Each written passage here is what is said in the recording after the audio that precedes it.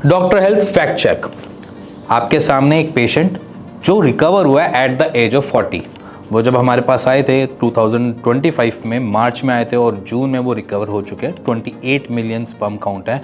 और जहां पर भी मैं बात कर रहा हूं ऐसे पेशेंट की जो नील स्पर्म काउंट से ग्रसित है, जहां पर स्पर्म काउंट नील आता है या जीरो मेंशन होता है, ये उन पेशेंट्स के लिए है ये जानकारी कि एक्चुअली में रिकवरी होती है। जहां पर अगर आपके पास एज़ोस्पर्मिया या नील स्पर्म काउंट सीमन एनालिसिस की रिपोर्ट में लिखा आ जाए तो भी।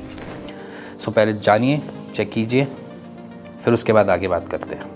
नमस्कार दोस्तों, मैं केशव राम यूपी का रहने वाला हूँ, यूपी उत्तर प्रदेश। मैं एज़ोस्पर्मिया से काफ़ी दिनों से परेशान था। उसके बाद मैं यूट्यूब पे वीडियो देखा डॉक्टर हिमांशु का, तो डॉक्टर साहब से संपर्क किया, डॉक्टर कपिल से। तो ट्रीटमेंट के लिए बताए हमें अच्छी तरीके से जानकारी दिए। उसके बाद मैं जानकारी लेके मेडिसिन मंगाया और जैसे जैसे वो डॉक्टर साहब ने बताए डाइट फॉलो की, एक्सरसाइज किया, टाइम टाइम से मेडिसिन लिया और हमारे जो स्पर्मिया यानी नील स्पर्म अभी नॉर्मल हो गया है।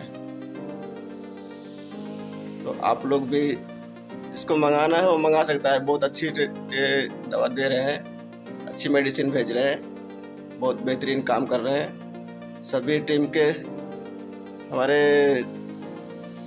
डॉक्टर हिमांशु के सभी टीम को, सभी सदस्य को हमारी तरफ से तहे दिल से धन्यवाद। सो आपने जाना होगा, पहचाना होगा, बेसिकली पेशेंट को बहुत अलग अलग चीज़ें से था, मतलब उसको बहुत सारी मल्टीपल इश्यूज़ थी।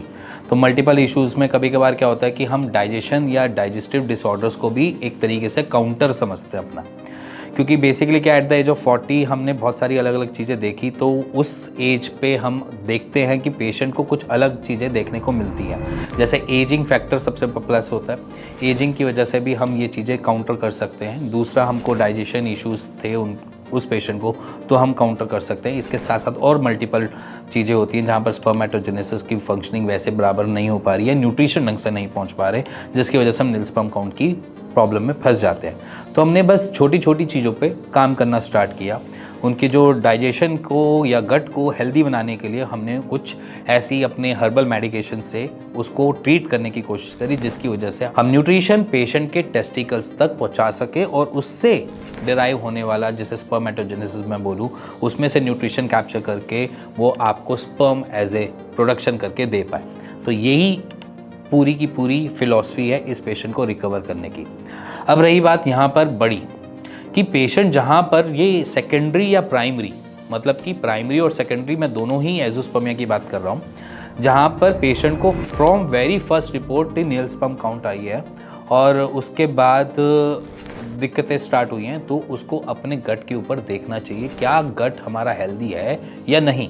अगर गट आपका थोड़ा सा दिक्कत दे रहा है या गट में आंव आ रही है या फिर लेटरिंग में आंव आ रही है और जो लेटरिंग है उसमें आप कभी कभार रंग में दिक्कत देख रहे हो, जैसे कि कभी काली लेटरिंग आ रही है या फिर कभी लेटरिंग जो है वो आपकी जो है बिल्कुल डायरिया की तरह आ रही है, लूज़ मोशंस हो रहे हैं, और उसके साथ साथ कभी कभार क्या होता है हर बारी खाना खाने के बाद जाना पड़ रहा है कुछ, अगर ऐसा कुछ आप अपने शरीर में महसूस कर रहे हो तो समझ लेना कोई ना कोई डिसऑर्डर होने वाला है जो स्पर्मेटोजेनेसिस से जुड़ा हुआ हो सकता है।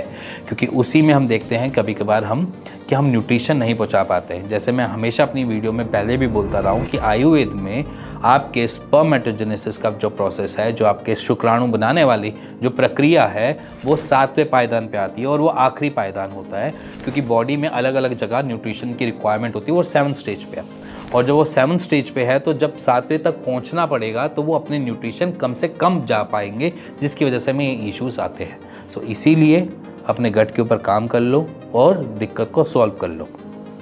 रही बात सेकेंडरी एज़ोस्पर्मिया में, मोस्ट ऑफ द केसेस में हम यही देखते हैं कि उनकी गट जो है वो ख़राब हो जाता है। सेकेंडरी एज़ोस्पर्मिया माने कि मतलब मान के चलो पहले आपको बच्चा हुआ है बट आप सेकंड के लिए ट्राई कर रहे हो, जब आपने सीमन एनालिसिस का टेस्ट कराया तो नील स्पर्म काउंट आया।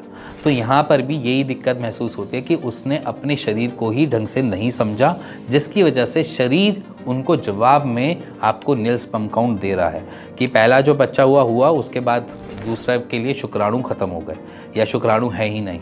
तो उन केसेस में मैं बता रहा हूँ कि अपने गट के ऊपर काम करो, क्योंकि अगर आपका गट सही है, स्टेबल है, अगर आप शराब वराब नहीं पी रहे हो, आप सिगरेट वगैरह नहीं पी रहे हो, मदिरा का सेवन नहीं ज़्यादा कर रहे हो, उसके बाद भी आपको ये दिक्कत देखने को मिल रही है, तो आपकी गट का इश्यूज़ हो सकते हैं। क्योंकि हम जानते ही नहीं, समझते ही नहीं अपने गट के बारे में, जिसकी वजह से हमें ये दिक्कतें फेस करनी पड़ सकती हैं। सो इसीलिए अपने शरीर को जानो और समझो, अगर वो ठीक नहीं है तो उसको ठीक करने की कोशिश करो। इसी के साथ मैं इस वीडियो को एंड करता हूं और इसी के साथ आपको ये भी बताना चाहता हूं कि एज़ोस्पर्मिया घबराने की चीज़ नहीं है, उसका इलाज संभव है। मैं नहीं कहता मेरे पास आओ, अपने आसपास के डॉक्टर से इस बारे में बात करो, अपनी तकलीफ़ों के बारे में भी बात करो, जिसकी वजह से वो ठीक हो सके। इसी के साथ मिलेंगे नेक्स्ट वीडियो के लिए, तब तक के लिए नमस्कार।